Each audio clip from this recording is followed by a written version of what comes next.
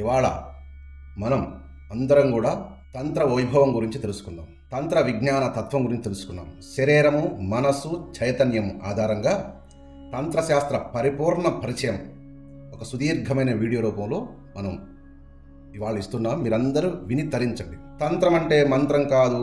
తంత్రం అంటే భయంకరమైన మూఢనమ్మకము కాదు. తంత్రం అంటే పురుషుడికి భోగానుభవం కాదు.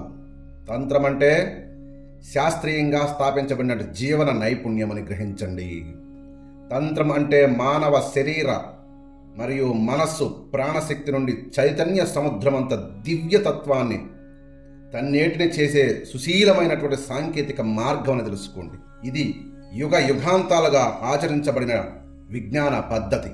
దీనిలో గూఢత్వము ఉంది, గురుత్వము ఉంది, గమ్యము ఉంది. తంత్రము అనేది ప్రత్యక్షంలో కనిపించే శరీరాన్ని ఆధారంగా చేసుకుని అంతర్ముఖంగా ప్రవేశింపజేసి మనసును శుద్ధిపరిచి చైతన్యానికి వెలికి తీసే మార్గమే ఈ తంత్ర మార్గము. ఈ వీడియోలో మనం ఈ తంత్రాన్ని శాస్త్రీయంగా, చైతన్య శాస్త్రంగా, శరీర శాస్త్రముగా, మనోశాస్త్రంగా పరంగా పరిశీలిద్దాం. 1. తంత్రం మూల భావన. తనోతి తనోతి చ త్రాయతే ఇది తంత్ర, లేదా తనోతి చ త్రాయతే ఇది తంత్రం అని కూడా చెప్పొచ్చు. అంటే విస్తరింపచేయనది మరియు రక్షించునది తంత్రం అనే అర్థం. తంత్రం అంటే సాధకునికి శక్తి విశాలంగా విస్తరింపజేసే మార్గం. అదే ఈ మార్గం. శరీర పద్ధతుల ద్వారా, మనసు నియంత్రణ ద్వారా, ప్రాణశక్తి ఉద్దీపన ద్వారా, శివ శక్తి తత్వ యోగముతో ఒక సాధకునికి దివ్య జీవిగా మలిచే మార్గమే ఈ తంత్ర మార్గం అని గ్రహించండి సాధకులారా. 2. శరీరం అనే పీఠంలో తంత్రం అనే శరీర తత్వం. ఈ శరీరం అనే పీఠంలో తంత్రంలోనే శరీరతత్వం ఉంటుంది. ఎలా అనేది చెప్తుంట వినండి. తంత్రంలో శరీరం అంటే మూఢమైన మాంస కూపము కాదు.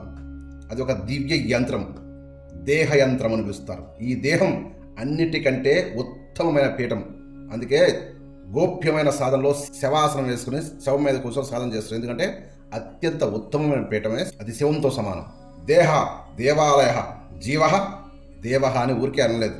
తంత్రశాస్త్ర ప్రకారం మన శరీరంలో 72,000 నాడులు, 7 చక్రాలు, 3 ప్రధాన నాడులు, ఇడ, పింగళ, సుషుప్న, 5 తత్వాలు, భూ, జల, అగ్ని, వాయు, ఆకాశ, 3 మూలాలు అంటే మలాలు, మల, మూత్ర, స్వేద, 3 గుహలు, గర్భగుహ, హృదయ గుహ, బ్రహ్మరంధ్రం.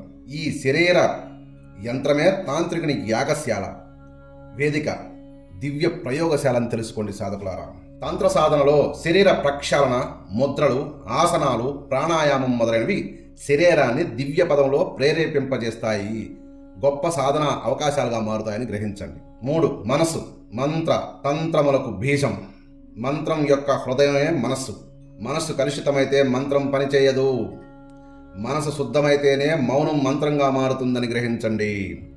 తంత్రశాస్త్రం మనసుపై 3 స్థానాలు వర్గీకరించింది. ఈ మనసుని 3 స్థానాల్లో వర్గీకరించింది. స్థాయి, భావం, ఉద్దేశం, ఇలా 3 స్థానాలు. చిత్తం జ్ఞాపక శక్తికి, పాత వాసనలు గుర్తించడానికి.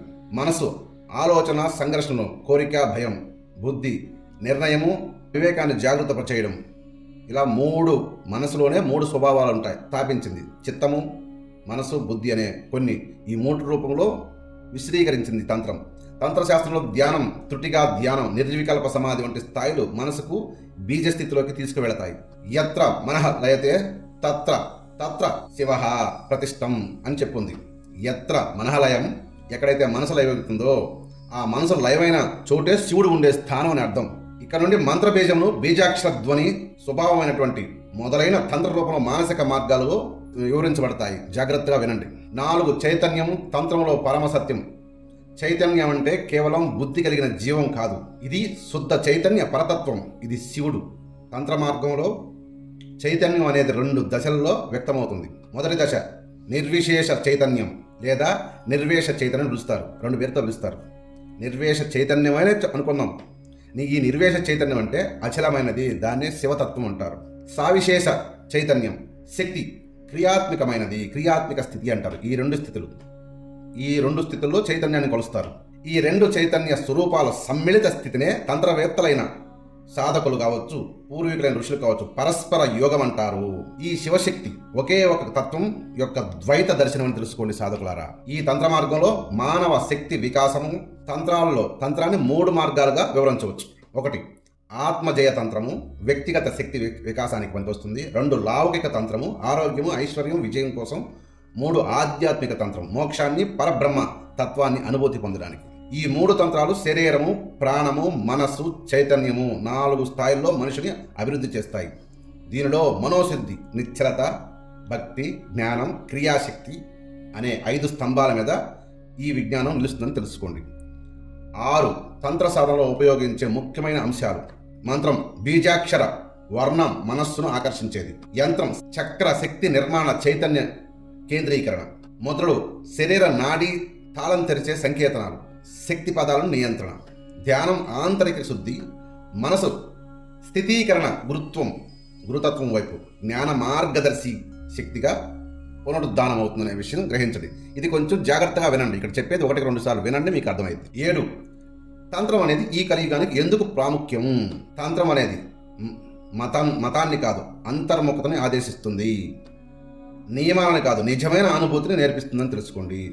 పూజా సామాగ్రిని కాదు, ప్రాణ సంశయాన్ని కోరుతుంది. ఈ యుగంలో భావోద్వేగాలు పెరిగినప్పుడు తంత్రం వాటిని శక్తిగా మార్చే మార్గంగా మారుతుంది. ఈ యుగంలో భయాలు, అసహ్యాలు ఎక్కువైపోయినప్పుడు తంత్రం ఆ భయం నుండి శివుడిని చూపిస్తుంది సాధకుడికి. ఇది ఒక వీర మార్గం. దీనిలో శక్తిని ఎదుర్కొనే ధైర్యం, సొంత శక్తిని నిగ్రహించగల సౌందర్యం కలిగిస్తుంది, కలిగి ఉండేలా చేస్తుందని గ్రహించండి.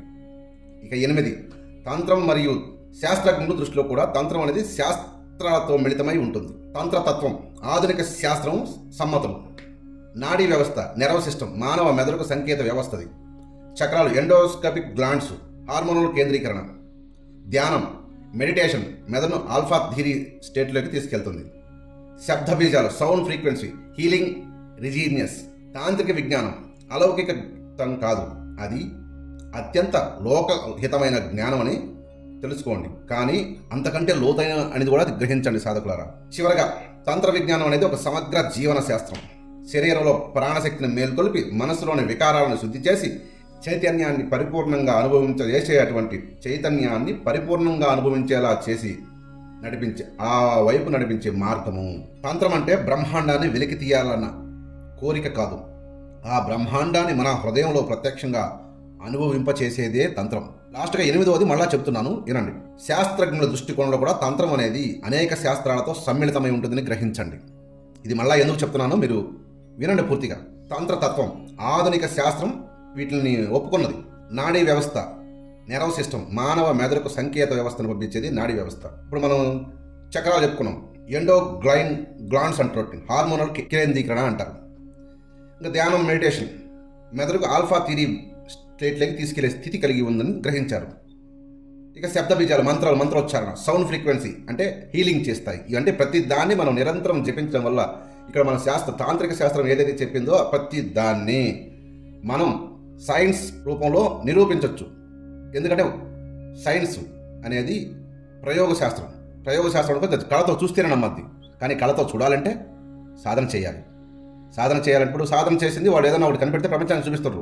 మన ఋషులు వీళ్ళంతా ఇవి కనిపెట్టినే ప్రపంచానికి చూపించే మార్గాలుగా ఉండాలంటే మీరు సాధన చేసి మీరే ఒక యంత్రంగా మారండి. ప్రతి ఒక్కరూ, నేను కావచ్చు, మీరు కావచ్చు, యంత్రంగా మారినప్పుడే ఇది భారతీయ సనాతన ధర్మ గొప్పతనాన్ని, ఈ ధర్మం యొక్క ఔన్నత్యాన్ని, ఈ ధర్మంలో ఉన్నటువంటి జ్ఞానాన్ని, ఈ ధర్మంలో ఉన్న తాంత్రికంలో ఉన్నటువంటి సైన్స్ని, విజ్ఞాన శాస్త్రం కావచ్చు, ఏదైనా కావచ్చు, మనం ప్రపంచానికి సాటిన వాళ్ళం అవుతాం.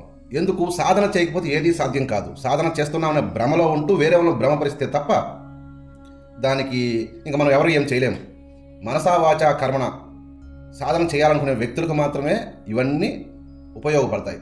లేదు సాధన చేసి మేము ఇక్కడి నుంచి ఎటో వెళ్ళి ఏదో సాధించుకోండి, ఆ తర్వాత అయినా సాధన చెయ్యండి. నిజమైన సాధన ప్రపంచాన్ని మోహంతో నింపొద్దు, మాయతో నింపొద్దు. మాయ అనేది వెలుతురు పడంగానే వెళ్ళిపోద్ది, అబద్ధం నిలబడదు ప్రపంచానికి.